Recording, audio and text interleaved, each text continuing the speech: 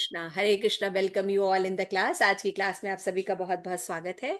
तो आज हम पढ़ रहे हैं ने, नेक्टर ऑफ इंस्ट्रक्शन, इंग्लिश में बोलते हैं, और श्री उपदेशामृत ग्रंथ। इसमें कितने श्लोक हैं टोटल? 11। 11, केवल 11 श्लोक है। लेकिन अगर इन 11 श्लोक को कोई पढ़ता है तो वो पूरी भागवतम, भगवत गीता और चैतन्य चरितमृत के सार को पढ़ लेगा। अगर ये 11 श्लोक किसी को समझ में आ गया तो उसको पूरा स्पिरिचुअल नॉलेज समझ में आ रहा है। क्लियर हो रहा है? इतना इंपॉर्टेंट है ये। 11 इंद्रियां हैं, कैसे याद करा जाता है? उपदेशामृत। उपदेश है किसके लिए? 11 इंद्रियां हैं, 11 अध्याय है। ऐसे याद रहेगा ना? कभी भी याद रहेगा। हम लोग ऐसे याद करते थे, कुछ क्लूज रख लेने चाहिए याद करने के लिए। तो 11 अध्याय है, हमने 7 कर लिया है। 7 से ही जो श्लोकास हैं ऊपर की तरफ, उच्चतर स्तर की तरफ चले जाते हैं। ये जो 8वां श्लोक है ये बहुत ही इंपॉर्टेंट श्लोका है। आइए इसको रिसाइट करते हैं, और रिसाइट करने के बाद हम इसको थोड़ा सा ओवरव्यू लेते हैं और लास्ट सेक्शन जो रह गया उसको हम डिस्कस करेंगे। ठीक है? तो इंटरेस्टिंग लग रहा है आप लोग को? Are you ready? ओके। नमो विष्णुपादाय कृष्णप्रेष्ठाय भूतले श्रीमते लोकनाथ स्वामी महाराज इति नाम्ने नमो विष्णुपादाय कृष्णप्रेष्ठाय भूतले श्रीमते भक्ति वेदांत स्वामी इति नाम्ने नमस्ते सारस्वती देवी गौरवाणी प्रचारिणे निर्विशेष शून्यवादी पाश्चात्य देशे तारिणे। प्रेम से कहो जय श्री कृष्ण चैतन्य प्रभु नित्यानंद श्री अद्वैत गदाधरा शिवासादि गौर भक्त वृंद। हरे कृष्णा कृष्णा कृष्णा हरे हरे, हरे राम राम राम हरे हरे। श्री प्रभुपाद की जय। श्री चैतन्य मनोभीष्टम स्थापितम येन भूतले स्वयं रूप कदामयम ददान्ति स्व पदान्तिकम। हरे कृष्णा कृष्णा कृष्णा हरे हरे, हरे राम राम राम हरे हरे। अब देखिए, जो ये श्लोक कौन समझेंगे? जो माला करते हैं। अगर एक माला भी नहीं करता तो उसको कोई बात समझ में नहीं आएगी। तो हम रूप गोस्वामी से प्रार्थना करते हैं, श्री प्रभुपाद से प्रार्थना करते हैं कि हम माला अच्छे से करें ताकि हमें ये सब श्लोक समझ में। तो अभी जो हमने पढ़ा उस श्लोक में है कि सभी जो उपदेश पढ़ते हैं उसका सार क्या है, एसेंस क्या है ना? उसका एसेंस है तन्नाम रूप चरितादि सुकीर्तनानु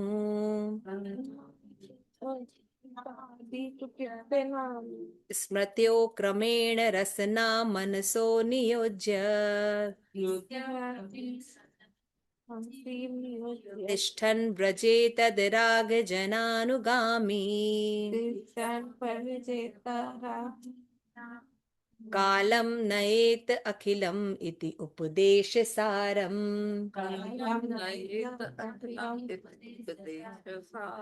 ठीक है? तो अनुवाद इस प्रकार है, समस्त उपदेशों का सार यही है कि मनुष्य अपना पूरा समय 24 घंटे भगवान के दिव्य नाम रूप गुण लीला के सुंदर ढंग से कीर्तन तथा स्मरण करने में लगाए, जिससे उसकी जीभ तथा मन क्रमशः व्यस्त रहे। इस तरह उसे व्रज में निवास करना चाहिए और भक्तों के मार्गदर्शन में कृष्ण की सेवा करनी चाहिए। मनुष्य को भगवान के उन प्रिय भक्तों के पद चिन्हों का अनुगमन करना चाहिए जो उनकी भक्ति में प्रगाढ़ता से अनुरक्त हैं। तो देखिए इसमें क्या बता रहे हैं कि मनुष्य जो है उसको अभी तक क्या बताया, इसके पिछले वाले श्लोक में बताया कि भगवान का जो नाम है वो बहुत, इस श्लोक में बता रहे भगवान का नाम कीर्तन, लेकिन उसमें बता रहे कि भगवान का पवित्र नाम कीर्तन जो है वो करना चाहिए। किसके समान है? क्योंकि मिश्री के समान है ना। लेकिन जब हमें पीलिया रोग रहता है तो हमें का कोई टेस्ट नहीं लगता, भगवान में इंटरेस्ट नहीं लगता, हमें भौतिक जगत अच्छा लगता है जिसमें कोई टेस्ट नहीं है। लेकिन जैसे जैसे अगर हम वो मिश्री खाते रहेंगे तो हमारा टेस्ट खत्म हो जाएगा। और तो क्या हो जाएगा, पीलिया रोग में भी मिश्री खाते रहिए तो पीलिया खत्म हो जाता है ना। फिर वो क्या लगने लगता है, पीलिया रोग खत्म होने पर क्या होगा? मिश्री मीठी लगेगी, कैंडी मीठी लगेगी, है ना। तो उसी तरह से जब हम भगवान के नाम में टेस्ट नहीं है लेकिन भक्तों के संग में हम लेते रहें उनके बारे में सुनते रहें, फिर उसके बाद जब हम दुनिया देखते हैं और अपने जीवन में देखते हैं तो हम कहते हैं यस देखो कितना अच्छा है भगवान ही। फिर लगता है कि केवल भगवान ही सब कुछ है। ये पिछले श्लोक में हमने पढ़ा। तो जब कोई इतनी बातें पढ़ लेगा तो सीधे से इसके मन में आएगा ना कि हम ब्रज में जाके वास करें, हमें वृंदावन जाके रहना चाहिए, हमें मायापुर में रहना चाहिए, ऐसा ही सोचेगा ना वो व्यक्ति। लेकिन रूप गोस्वामी को पता था कि भाई जैसे ही लोग ये पढ़ेंगे सीधे वृंदावन की ओर दौड़ेंगे। तो वहां पे बता रहे हैं कि अगर किसी को वृंदावन में रहना है तो कैसे रहना चाहिए। देखिए वृंदावन में रहने की भी विधि है ना। लेकिन आज किसी भी नियम का पालन लोग नहीं करते। इसलिए क्या होता है, जैसे धाम में अगर आप कुछ थोड़ा सा काम करिए, एक काम, मान लीजिए धाम में आप एक माला करते हैं तो उसका 1000 गुना लाभ प्राप्त होगा। कोई भी कार्य करने पर, अच्छा कार्य करने पर 1000 गुना लाभ होगा। लेकिन एक अपराध करने पर क्या होगा, 1000 गुना लगेगा, 1000 गुना पीछे चला जाएगा। इसीलिए हम नाम जप कर रहे हैं, साधु संग कर रहे हैं, भागवत श्रवण कर रहे हैं, लेकिन अपराध के कारण क्या हो रहे हैं, हमारा माइनस में चला जा रहा है। हमें आगे बढ़ना चाहिए, तो हम आगे बढ़ने की बजाय पीछे जाते हैं अपराध करने का, है ना। तो माइनस हो जाता है, माइनस के बाद जीरो में चला जाता है और हम लोग कैरी ओवर इफेक्ट में रहते हैं। इसलिए धाम में कैसे जाना चाहिए, तो जब देखिए हम शास्त्र पढ़ेंगे, रूप गोस्वामी को पढ़ेंगे, तब तो पता लगेगा कि धाम में कैसे रहना चाहिए, क्या पात्रता है। उसे बता रहे हैं कि मनुष्य को क्या करना चाहिए। उपदेश, सभी उपदेश का सार यही है, 24 घंटे भगवान की भक्ति करनी है। 2 घंटा, 4 घंटा, 8 घंटा वाले भक्त यहीं रहे जहां है ना। जब उनका चेतना शुद्ध हो जाएगा, उनकी चेतना शुद्ध जाएगी, उनको समझ में आ जाएगा कि भगवान की भक्ति ही जीवन का लक्ष्य है, ये भक्तों को जाकर ब्रज में रहना चाहिए। यानी ब्रज में अगर सोचिए तो वो भक्त हैं जो वानप्रस्थ स्थिति में आ चुके हैं। अब बताइए कितने लोग ब्रज में वानप्रस्थ स्थिति में जाके रह रहे हैं, है ना। घर वृंदावन में ले लिया है, लेकिन घर वहां पे 24 घंटे भजन नहीं होता, वहां पे वही टीवी रहती है, वही लैपटॉप रहता है, वही मोबाइल रहता है, वही जीवन जीते रहते हैं धाम में बैठ के। इसीलिए धाम में ज्यादा से ज्यादा कोई 3 महीने, जैसे अभी हमारी सोसाइटी में भी नीचे प्रभु जी एक भैया अग्रवाल भैया, उनको लगा अच्छा हम भी वृंदावन जाके रह लेंगे, है ना। 1 महीने रहे, रेंट पे लेके रहे, पहले सामान वामान सब चला गया उनका। मैंने सोचा कि उनको बोलूं लेकिन हम कहे ठीक है जाने दो। तो गए, दूसरे महीने हमने कहा कि क्या हो गया, कि मैं बहुत बीमार पड़ गया, मेरे बहुत वो हो गया, और फिर वो वापस आ गए। वापस यहाँ पे भी आए तो आए थे कुछ पंखा से कुछ देख रहे थे, कहते गिरे, उनका पूरा हाथ भी टूट गया। अब देखिए ब्रज में कोई रह नहीं सकता। ब्रज में रहने वाले जिस तरह अपराध पूर्वक अगर रहते हैं तो ये दशाएं होती है ना। और भक्ति भी नष्ट हो जाती है, भक्ति भी नष्ट हो जाती है। इसलिए बहुत सावधान रहना चाहिए।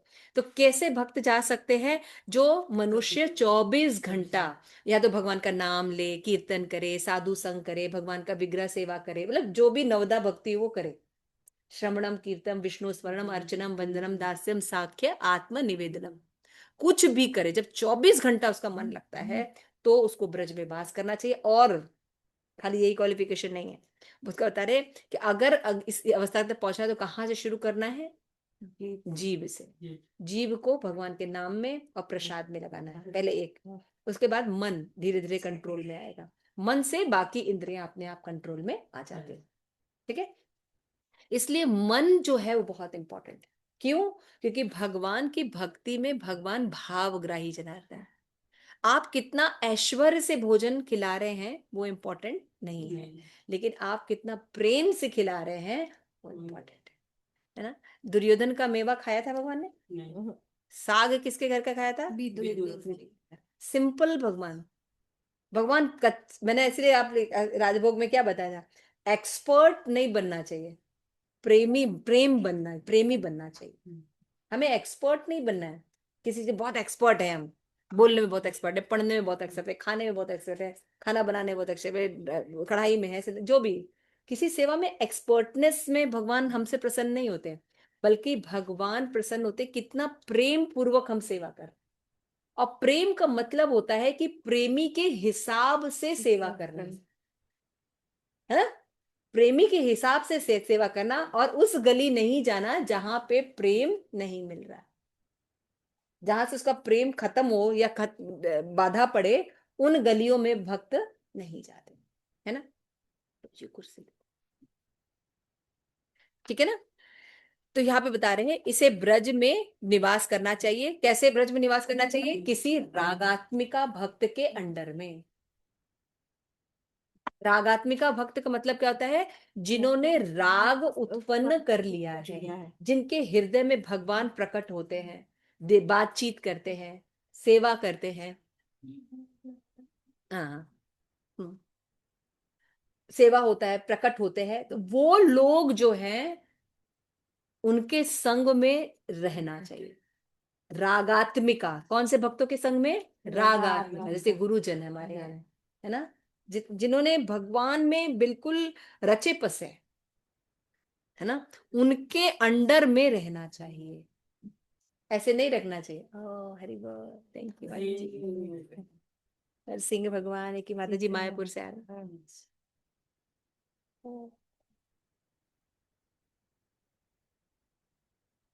भगवान बड़े दयालु, भक्त भक्त कुछ हमें भेज देते हैं, हम घर में बैठ के रो रहे तो। ये नरसिंह भगवान का वो होता है जिससे नजर वगैरह नहीं लगती, कोई आपदा नहीं आती। कवच नहीं होता है ये नरसिंह भगवान का ही धागा होता है, ऑफर्ड किया हुआ। ये इससे, इसको पहनने से क्या होता है, स्पिरिचुअल बल मिलता है। जो लोग प्रीचिंग करते हैं, जो लोग बीच में रहते हैं, तो उनको ये दिया जाता है ताकि उनको किसी भी प्रकार के, जैसे लोग भूत प्रेत करते हैं, ये करते हैं, तो वो आपदाएं नहीं लगती हैं। शरीर स्वस्थ होता है, मन भक्ति के हिसाब से रहता है, एवरीथिंग स्पिरिचुअल, उसको एनर्जी प्राप्त होती है।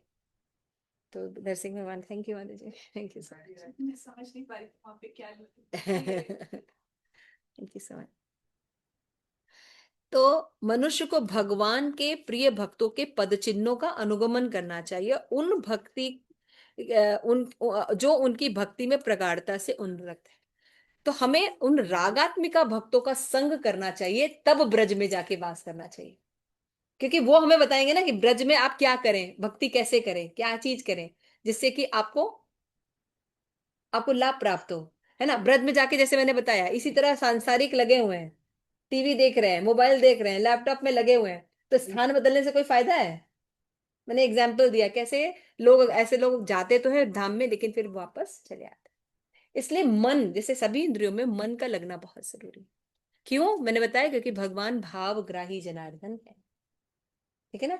भगवान भाव देखते हैं किसी भी चीज में, आप कितने प्रेम से काम कर रहे हैं, है ना। क्लास में बहुत से लोग अभी बैठे हैं, लेकिन कितने लोगों का सच में भगवान को सुनने की इच्छा है, सेवा का भाव है, भगवान ये देखते हैं। तो ये इस 8th श्लोक का है कि सभी उपदेशों का सार यही है कि धाम में वास करने का अधिकार उस व्यक्ति का है जिसने 24 घंटे भगवान की भक्ति में रहे और किसी रागात्मिका भक्त के अंडर पे रहे।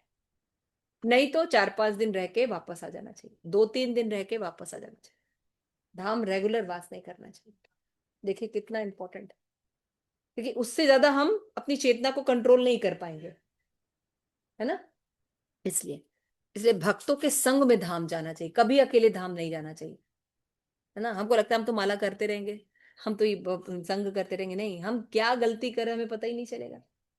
इसलिए हमेशा ग्रुप में जाना चाहिए। जब ट्रिप जाता है, वो जाता है, तो भक्त लोग जब जाते हैं उनके संग में जाना चाहिए। कथा होती है हर जगह, पाठ होता है, सत्संग होता है, चीजें होती हैं जिससे कि हम गलतियों से बचे रहते हैं, अपराध से बचे रहते हैं। तो यही बता रहे हैं कि श्रील प्रभुपाद यहाँ पे लिखे थे कि मन जो है उसको नियंत्रण करना बहुत जरूरी है। शत्रु रहेगा तो आप कोई भी एक्टिविटी कर रहे हैं मन का, है ना, आप भोग बना रहे हैं, प्रसाद बना रहे हैं, पढ़ाई कर रहे हैं, कुछ भी कर रहे हैं, मन नहीं लग रहा है, तो यानी आपका मन शत्रु है।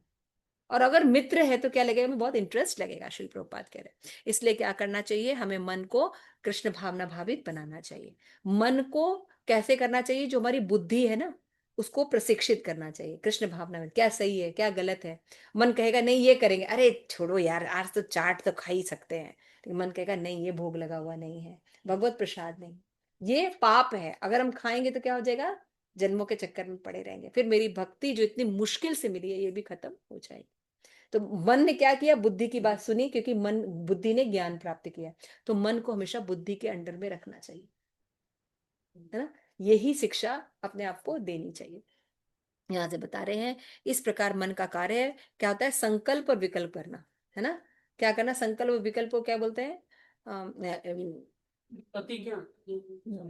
Willing and feeling and willing, willing, इच्छा करना और फिर नहीं करना, ये दो काम ही मन का है ना। इसको हमें ट्रेंड करना होगा आध्यात्मिक बुद्धि के द्वारा, अदरवाइज ये ट्रेंड नहीं हो सकता। ट्रेन नहीं हो सकता। उसके बाद शिल प्रभुपाद कहते हैं यम यम, क्यों ट्रेंड करना है? मैं पूछे भाई, मन को तो अर्जुन ने कहा था कि हम जो है पानी को कंट्रोल कर सकते हैं, गंगा का प्रवाह कंट्रोल, लेकिन मन को कंट्रोल, और आप कह रहे हैं हम मन को कंट्रोल करें। तो क्या मिलेगा अगर हम प्रयास करेंगे? तो बताइए, क्योंकि जैसी मन की स्थिति रहती है, जैसा मन का भाव रहता है, वैसा ही नेक्स्ट शरीर हमें प्राप्त होता है। इतना बड़ा साइंस है। यम यम व्यापी स्मरण भावम तज्जन्ते कलेवरम तम तमेवेति कौन्तेय सदा सद्भाव भक्त। This is the science. आज हम जिस अवस्था में है, जो भी मन की स्थिति है, अब डेथ होते समय वही मन की स्थिति रहेगी, वैसे ही फिर हमें शरीर प्राप्त होने वाला है। उसके बाद प्रभुपाद कहते हैं मन और बुद्धि अगले जीवन के लिए एक विशेष प्रकार का सूक्ष्म शरीर कैरी करते हैं। शरीर तो डेथ हो जाती है, लेकिन आपका सूक्ष्म शरीर मन बुद्धि अहंकार और फॉल्स चेतना का रहता है। सूक्ष्म शरीर पूरा होता है। तो जैसे आपका मोबाइल रहता है, लेकिन आपकी चिप जो होती है वो चेंज होती है, तो फिर मोबाइल में पूरी डाटा आ जाता है। उसी से शरीर चेंज होता है, फिर आपका पूरा आ जाएगा। तो चेंज कहाँ करना है? मन पर, बुद्धि पर, और मिथ्या अहंकार की जगह रियल अहंकार करना है।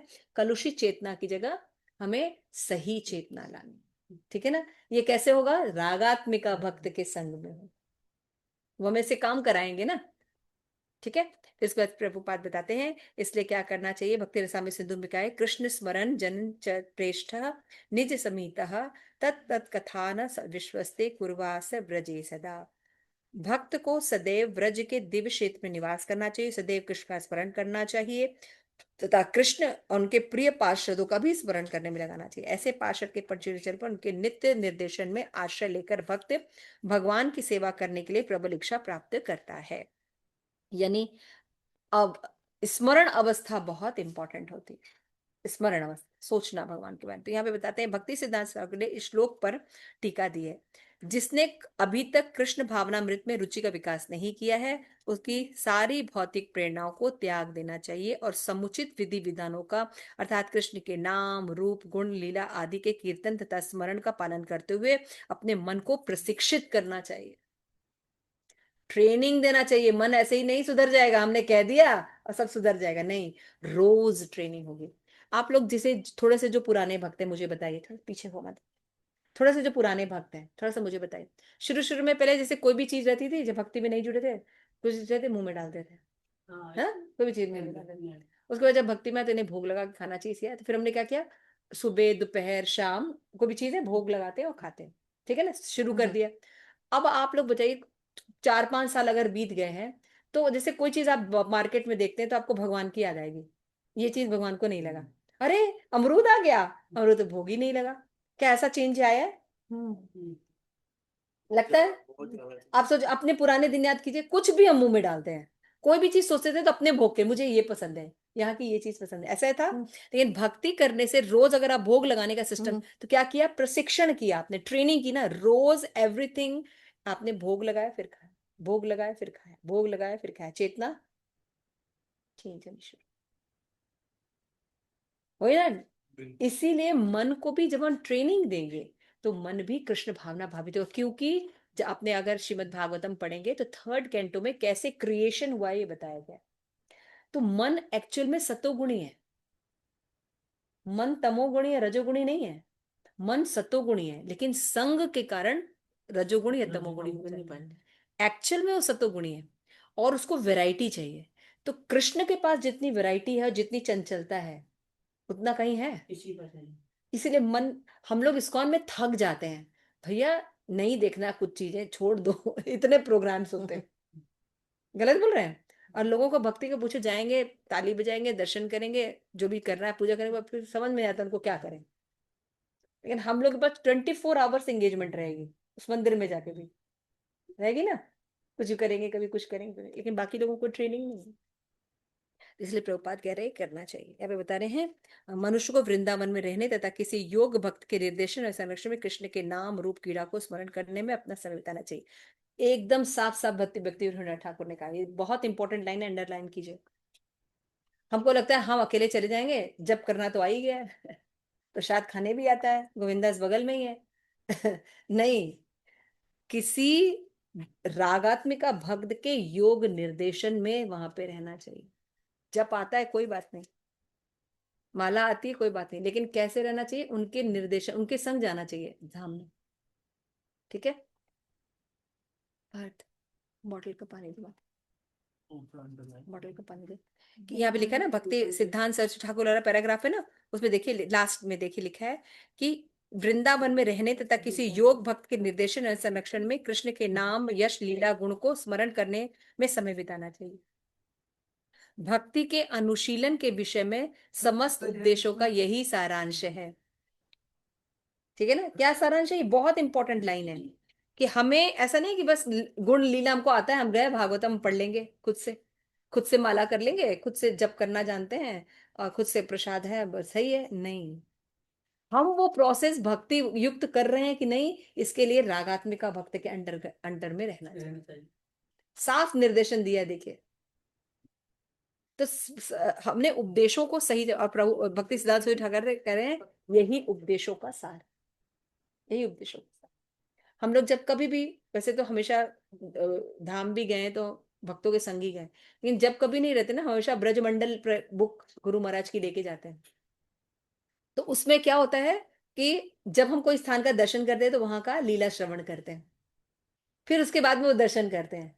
तो जितने भक्त हमारे साथ ट्रिप पे गए हैं उनको वो जगह कभी भूली नहीं, क्योंकि हम लोग ऐसे नहीं कराते, दर्शन जाते ही नहीं है। हम जाते हैं तो ये सब चीजों पर ध्यान दें। दर्शन करना, किसी को अपॉइंट कर लेते हैं, ब्रह्मचारी एक प्रभु जी है वहां पे, उनको अपॉइंट कर लेते हैं, हमारी गाड़ी रहती है बड़ी बड़ी, और वहां पे रहता है, उनके हिसाब से प्रसाद हम कराते हैं, किसी ब्रज के ब्रजवासी के पास या उसके। तो वहां के जाने के बाद ना, वहां की वाइब्रेशन, आज भी जितने स्थलों का हम दर्शन किए, इसलिए मुझे आंख बंद करते तो वो याद आती है, जबकि कितने पुराने दर्शन है हमारे।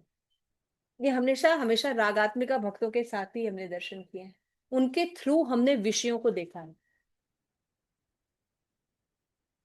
ना। चाहे मायापुर देखा, चाहे वृंदावन देखा, चाहे पूरे धाम देखा, जितनी भी चीजें देखी। इसलिए मैं वेट करती हूँ ऐसे करके जाए, इसका बहुत बड़ा फायदा है। क्या था, कलुषित चेतना नहीं है मेरे पास। कैसे नहीं है, एक बार हम लोग अपने भक्ति वृक्ष के साथ चले गए थे, हरि कीर्तन प्रभु पहले हमारे लीडर थे, उनके साथ हम लोग गए थे बद्रीनाथ। समझ गए, गलत गलत एसोसिएशन, कभी नहीं गए। इसलिए ये सब देखिए, आप प्रयास कर रहे हैं, लेकिन सही प्रयास करेंगे तो आपकी प्रगति बहुत अच्छी होगी। जैसे मैंने आपको हमेशा बताया है कि अगर आपको एक क्वेश्चन दिया जाता है कि भारत की राजधानी क्या है, आपको केवल ये पता है कि भारत की राजधानी दिल्ली है, बाकी आपको पूरे स्टेट का नाम भी नहीं याद है।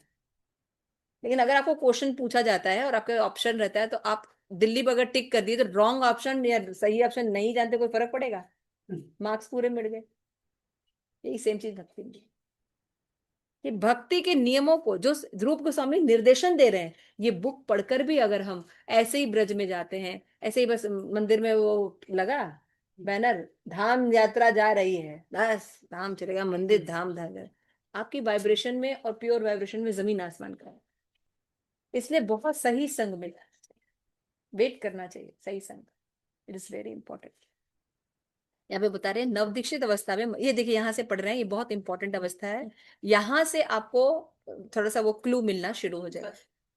बलराम, जैसे मैं रोज प्रयास में देखती हूँ, तो जैसे जगन्नाथ जी के साथ बद्रीनाथ जी, उनको किस रूप में, मतलब बद्रीनाथ जी स्वयं स्वयं भगवान है, लेकिन जैसे कि जो आपके जितने भी आपके वो है ना वर्ष, कई वर्ष है ना, जैसे भारत वर्ष एक वर्ष है ना, ऐसे ही कई वर्ष है, इलावृत वर्ष ऐसे करके वर्ष है जो ब्रह्मांड में। तो हर वर्ष के डीटीज होते हैं और एक ऋषि होते हैं। तो भारत वर्ष के जो डीटी हैं वो बद्रीनाथ है, नर नारायण और डीटी, और ऋषि जो है वो नारद जी हैं। डीटी नर नारायण क्या है? नर नर नारायण यानी बद्रीनाथ, बद्रीनाथ को नर नारायण भी बोलते हैं। बद्रीनाथ जो है वो कृष्ण ही है वहां पे, लेकिन बद्री नाम इसलिए पड़ा था क्योंकि लक्ष्मी जी जो है वहां पे बद्री का पेड़ के रूप में रहती हैं। क्या हुआ, कृष्ण जो थे एक बार लक्ष्मी ने बोला, स्वामी आप तो भगवान हैं हम जानते हैं, ठीक है, सब लोग इतना काम करते हैं, आप दिन भर सोते रहते हैं, हम जानते हैं कि सब आप ही का क्रिएशन सब कुछ है, लेकिन दिखता तो है नहीं, कुछ तो करिए। कि हमको भी लगे कि हाँ हमारे हमारे पति कुछ कर रहे हैं। तो भगवान हिमालय पे गए, भारतवर्ष क्षेत्र में, वहां के तपस्या की, वही बद्रीनाथ के रूप में आए। जो तपस्या कर रहे थे तो लक्ष्मी जी आई और बद्री का पेड़ बन के, बेर का पेड़ बोलते हैं उसको ना, बेर का पेड़ होता है, वो वहां पे थी और वो वहां पे नीचे बैठ के तपस्या कर रहे थे, इसलिए उनको बद्रीनाथ या बद्री नारायण का। ठीक है। तो भगवान जब वहां पे तपस्या कर रहे थे, उसके ऊपर क्या है, मानसरोवर कैलाश पर्वत है, तो वहां रहते थे कौन, शिव जी भवानी के साथ। वो ज्यादा अच्छा प्लेस, सब कुछ अच्छा था, सब कुछ ये था। तो भगवान जो है, अभी काफी बड़ी लीला है, फिर शॉर्ट बता देते हैं। तो भवानी ने बोला कि भाई भगवान तो सुंदर होते ही हैं, और यो तपस्या कर रहे थे कि भाई ये कौन बालक है, इतना सुंदर है। वो शिव जी तो समझ गए, तो भगवान ने कहा देखो चक्करों में मत पड़ना, इनके चक्कर में मत पड़ना, नहीं नहीं देखिए, प्रसाद के लिए बुलाना चाहिए, है ना, इतने बड़े योगी हैं, ये करना, देख चक्कर में मत पड़ना, बता रहे हैं, ये सब बहुत दिक्कत हो जाएगी तुम्हें, सबको खिला उला नहीं पाओगे, फिर दिक्कत हो जाएगी। नहीं नहीं स्वामी देखिए, ऐसा तो करना चाहिए, हम लोग गृहस्थ में है ना, भक्तों को बुला के प्रसाद कराना चाहिए। तो ये तो कितना अच्छा बालक है। हाँ हाँ बहुत अच्छा बालक है। बुलाए भवानी जी पर, उनको प्रसाद वगैरह कराई।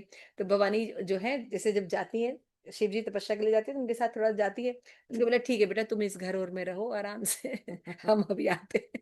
हाँ, तो भगवान आराम से घर में जाके दरवाजा वरवाजा बंद करके ना मस्त रहने लगे। खटखटाया दरवाजा, काहे को खोले, खटखटाया दरवाजा, पूरा इलाका घेर लिया बद्रीनाथ का, बेचारे उसके ऊपर उनको कैलाश पर्वत पे जाना पड़ा। राजा ही नहीं को बोल रहे थे कि ज्यादा किसी पर विश्वास मत कर, सामान्य तुमको आता नहीं देवी, देखो अब चलो रास्ता। तो फिर वहीं पर वो रहे, वहां पे रहते हैं नर नारायण के रूप में। उद्धव के भी विग्रह है वहां पे। तो बद्रीनाथ के दर्शन करने चाहिए, भारतवर्ष में बद्रीनाथ के दर्शन का बहुत महत्व है, क्योंकि वहां जाके लोग जो है तपस्या करते थे, सिद्धि अवस्था करते थे। तो बद्रीनाथ ये है। तो बद्रीनाथ जो है भारतवर्ष के डीटीज हैं, मेन डीटीज हैं, इसलिए जैसे अब आप जहाँ के हैं वहां के लोगों को आप करेंगे ना, तो वो डीटीज है, और ऋषि है नारद मुनि। ठीक है। तो अभी हम पढ़ेंगे कि कैसे स्मरण अवस्था की दशाएं होती हैं। जैसे हमने कई चीजें, जैसे नवदा भक्ति में 9 चीजें होती है, तो अभी आप स्मरण करेंगे तो कैसे करें, समाधि लगाएं तो कैसे लगाएं, ये पता होना चाहिए ना, क्या क्या स्टेजेस आते हैं, नहीं भी करते तो भी पता तो होना चाहिए। तो अब वो इन अवस्थाओं का वर्णन किया जाएगा। ऐसे माई मोबाइल, तो यहाँ पे दिखेगा नहीं, मैं ग्रुप में शेयर कर दे रही हूँ इसको, आप लोग मोबाइल से देख लीजिए। तो इसमें हम शॉर्ट में बनाए हुए हैं, आप लोग थोड़ा सा देख लीजिएगा। अनुगत पे शेयर करूँ, वात्सल्य अमृत पे भी कहते हैं, ठीक है।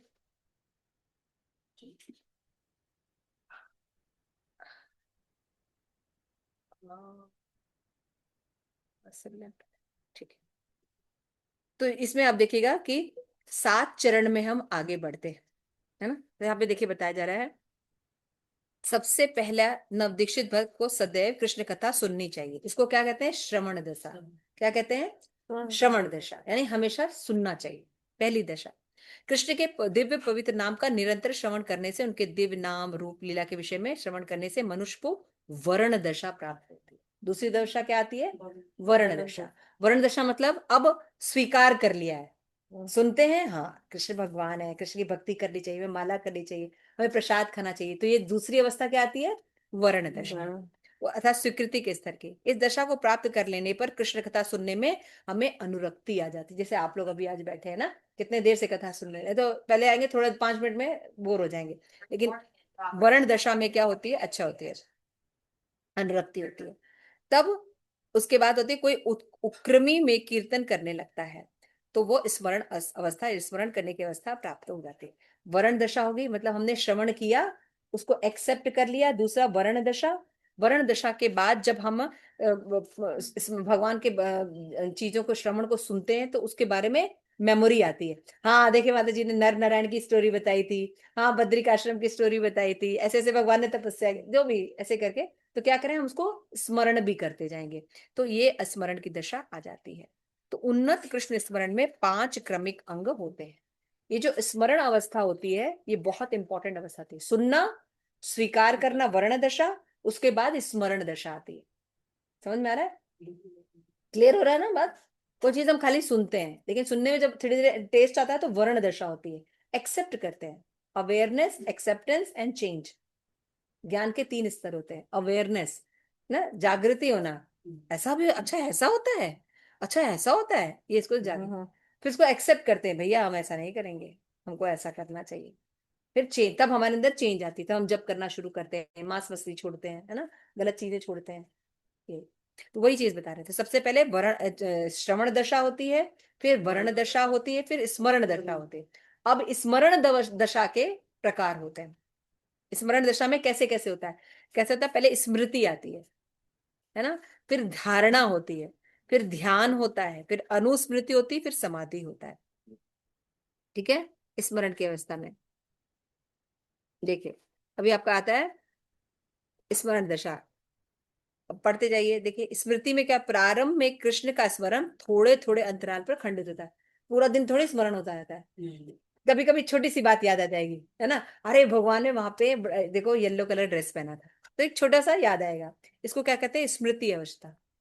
ये स्मृति अवस्था जब थोड़ा और होती है और हमारी चेतना बढ़ती है, इसके बाद स्मरण अब आबाद रूप से चलती है, तब स्मरण निरंतर होता है, धारणा बन जाती है। आंख बंद करते ही पूरा फिगर सामने है ना। जैसे अभी आंख बंद कीजिए, बर्गर बिल्कुल प्लेट सहित आ जाएगा सॉस के साथ, आ गया ना। अभी गोविंद जी आंख बंद कीजिए, आ गया पूरे। हाँ, खाली झलक ही आएगा, पूरा डिटेल कहाँ है? नहीं है ना, तो हमारी स्मरण दशा ठीक नहीं है। तो धारणा अवस्था में क्या हो जाती है, हमें निरंतर स्मरण बना रहता है। जब निरंतर स्मरण हो तो केंद्रित होकर वो ध्यान कहलाता है। जब धारणा में और ज्यादा फोकस हो जाएगा, एक एक पायल की नुपुर दिखाई देगी, जैसे बर्गर का दिखाई दे रहा था ना, चीज है ना, कटलेट, सॉस, नीचे का लेयर, ऊपर का लेयर, पत्ता, वो भी याद आ रहा है, मैकडोनाल्ड भी याद आ जा रहा है, टेबल भी याद आ जा रहा है, सब दिखाई दे रहा है ना, बिल्कुल कहाँ, बिल्कुल दिखाई दे रहा है। ऐसे ही डिटेलिंग कृष्ण की आने लगेगी। इस अवस्था को कहते हैं ध्यान, है ना। और जब ध्यान विस्तृत होकर स्थिर हो जाता है उसको अनुस्मृति कहते हैं। यही ध्यान और क्लियर होता है, तब हमें बिल्कुल दिखाई देता है। मुझे याद है, जैसे गुरु महाराज कहीं का दर्शन करने जाते हैं, गुरु महाराज द्वारिकाधीश का दर्शन करने गए थे, है ना, फिर हम लोग की क्लास ले रहे थे, तो बता रहे थे कि द्वारिकाधीश, अगर द्वारिका जाएंगे आप लोग वहां पे, तो आप देखेंगे डीटीज के जो श्रृंगार होता है वो ओपन होता है, पर्दा नहीं डलता है। हाँ, डीटीज का श्रृंगार होता रहेगा, सारे लोग देखते रहेंगे। हाँ, ऊपर ड्रेस चेंज करते हैं। हाँ, तो गुरु महाराज खड़े होके देख रहे थे, और फिर वो बता रहे थे उनके चरण में ऐसा था, नेल्स इस कलर के थे, नुपुर ऐसा था, फिर वो कलर ऐसा था, फिर उनके घुटने ऐसे थे, उनकी कमर ऐसा था, उनकी नाभि ऐसी थी। मैं सोच रही थी, हम आंख बंद करके गोविंद जी को विपद करे सामने, ये तब भी नहीं हो रहा है। और वो पूरा डिटेल बता रहे हैं, है ना। क्यों? क्योंकि उनकी अवस्था जो है रागात्मिका भक्त है, उनकी चेतना में जो चीजें हैं वो ये सब इस स्मृति हो चुकी, धारणा हो चुकी, है ना, ध्यान हो चुका, अनुस्मृति हो सकी, समाधि अवस्था में रहते हैं। अभी महाराज जो थे उटाटांगा में थे, कलकत्ता में, आज वहां पे दीक्षा भी हुई है ना। तो नरसिंह स्तुति माता जी वहां पे, हमारी जो फ्रेंड है वहां पे है, तो महाराज से मिली, तो बोले महाराज मैं, ट्रैवलिंग बहुत हो रहा है हमारा, आजकल बहुत ट्रैवलिंग हो रहा है महाराज, क्या करें? तो महाराज ने उनको यही कहा, यू कैन गो एनीवेयर, बस ऑलवेज बी फोकस्ड। आपका जो काम है, आपका जो भक्ति का काम है, फोकस्ड, माला करना, भगवान की भक्ति करना, भागवतम पढ़ना, ये कहीं भी जाइए, इसको कंटिन्यू रखिए। मतलब क्या है? समाधि अवस्था में रहिए। उनके लिए तो बोलना बहुत आसान है, हमारे लिए बहुत मुश्किल है। लेकिन प्रैक्टिस करने से ऐसा होता है। सब भक्त है, प्रेमवंशी माता जी कहीं जाते हैं, अपना पूरा नियम है, उनका साधना चार्ट है, उनका चीजें हैं, उनका टाइम बना हुआ है ना, तो कर पा रहे हैं ना आप ही के जैसे है ना, कर रहे हो। तो अपना शेड्यूल फोकस्ड होना चाहिए। हम भक्त हैं, हम पहले भक्त हैं, हमारा ये काम है focused, go anywhere no problem. इसके बाद की अवस्था क्या आती है? समाधि की अवस्था। ये समझ में आ गया आप लोग को? स्मरण की अवस्थाएं होती है 5। हाँ, अनुस्मृति के बाद समाधि आती है। अनुस्मृति में थोड़ा थोड़ा ध्यान भंग होता है, लेकिन समाधि में अब ध्यान भंग ही नहीं होता है। 24 कृष्ण भावना भावित रहता है। प्रभुपाद 24 आवर किसी चीज को देखते हैं, कुछ भी देखते हैं। प्रभुपाद एक बार विदेश में ट्रैवल कर रहे थे, तो पहले बहुत लंबी लंबी यात्राएं होती थी प्लेन से, है ना। तो उस समय क्या होता था कि वो टीवी लगा देते थे उसमें, प्लेन में, है ना। तो मूवी आ रही थी चार्ली चैपलिन की। सारे भक्त ऐसे ऐसे ऐसे, अरे भौतिक चीजें देखेंगे, ऐसे ऐसे, किसी का ऐसे, किसी का ऐसे। और प्रभुपाद आराम से देख रहे हैं और हंस रहे हैं चार्ली चैपलिन। अरे अरे, हमको तो कहते हैं कि भौतिक चीजें मत देखो, और खुद पूरी मूवी देख रहे हैं। तो प्रभुपाद अपने जो उनका जो सर्वेंट थे उनसे कहते हैं कि इसको जो हंसने का गुण है, ये कृष्ण से प्राप्त हुआ। Charlie Chaplin is a very nice actor, और इसको जो हंसाने का गुण है, इसका जो हंसाने का गुण, ऐसे ही कृष्ण और उनके मधु मंगल के साथ था। तो देख क्या रहे हैं, लेकिन उनका स्मरण कहाँ चल रहा है? हमारा स्मरण नहीं चलता है, हमारा स्मरण उल्टा चलता है। ऐसे ही प्रभुपाद एक बार स्विट्जरलैंड में थे, स्विट्जरलैंड में जा रहे थे। तो Switzerland is very very famous for your beauty and all, natural natural beauty के बहुत फेमस है। पेड़ तो गाड़ी से जा रहे थे, तो खूब सुंदर सुंदर पहाड़ और ये सब सब दिख रहा है। तो प्रभुपाद उसको देख रहे थे ऐसे कि इतना सुंदर है, ये है वो है। तो प्रभुपाद ने तुरंत बोला, वो समझ गया कि ये लोग सोच रहे हैं कि अरे प्रभुपाद इसमें प्रभुपाद ने कहा कि इतना so beautiful, so how Krishna must have created all this thing. तो कृष्णा कितना सुंदर होंगे। अब देख रहे बैक में क्या चलता है, हम लोग का बैक में फिल्मी गाना चलता है, हम लोग मार मार के उसको आध्यात्मिक में लाते हैं। उल्टा चलता है हम लोग का। तो हमारी समाधि दशा भौतिक जगत में। तुरंत ध्यान लगाइए, दिलीप कुमार, है ना। आपका फेवरेट एक्टर कौन है? अजय देवगन। आंख बंद कीजिए, याद आ जाता है ना पूरा। किसका अजय देवगन है? अजय देवगन इनका। अजय देवगन की फिर आ जाता है कैसे, दो बाइक पे बैठ के 2 पैर वाला, याद आ जाता ना। लेकिन हमको भी याद है इतने साल बाद समाधि अवस्था लगी हुई है।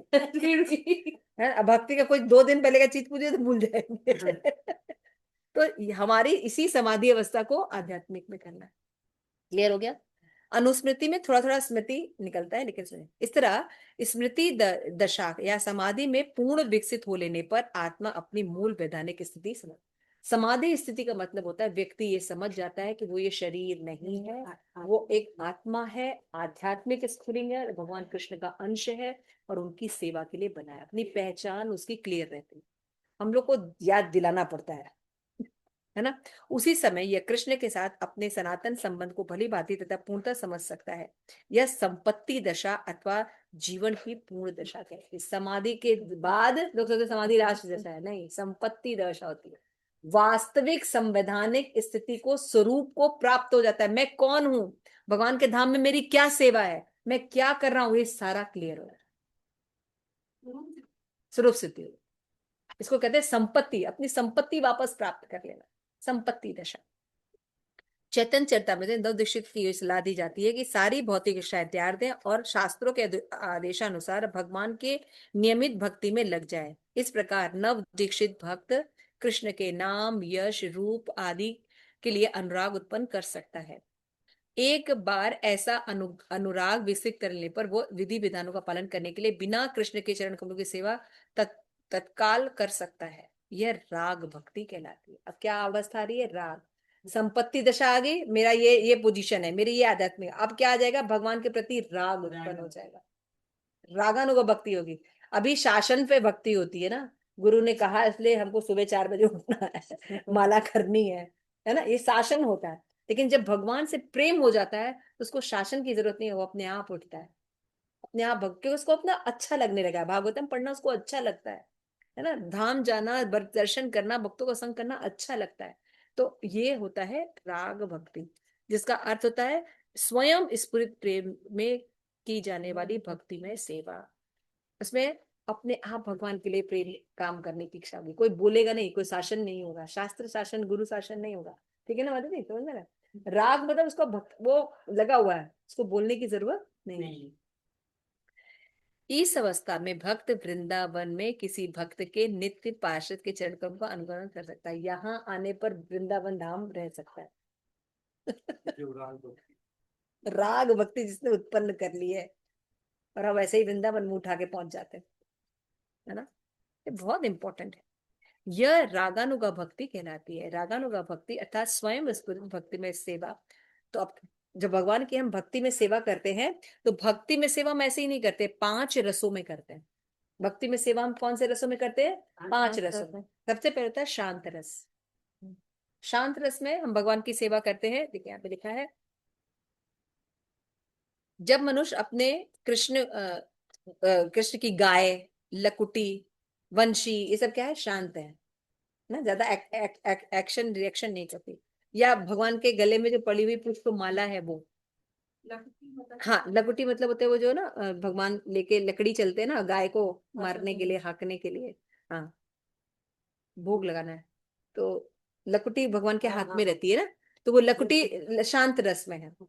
तो जनरली भक्त लोग शांत रस को बहुत ज्यादा नहीं देते, दास से शुरू करते हैं कि एटलीस्ट हम क्या समझे, भगवान के दास है, सेवक है ना।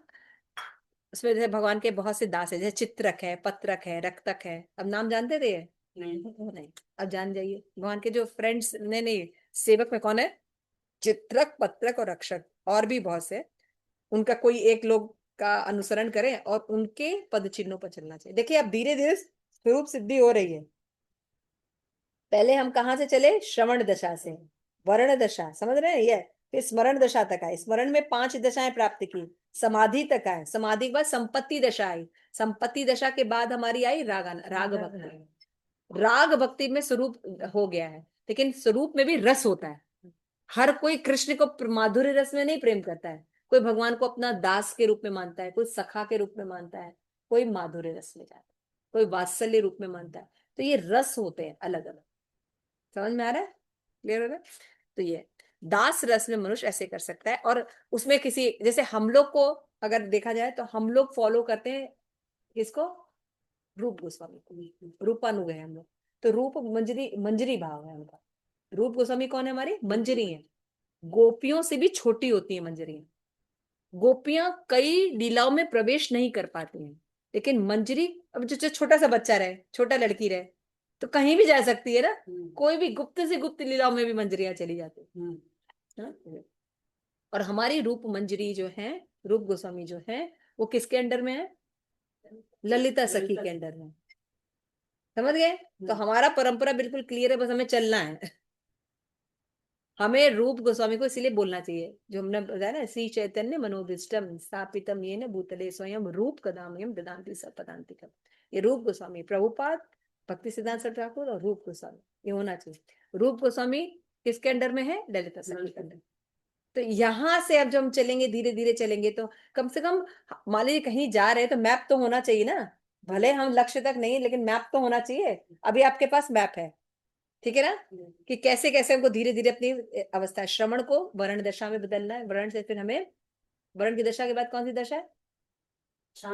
नहीं, स्मरण दशा है।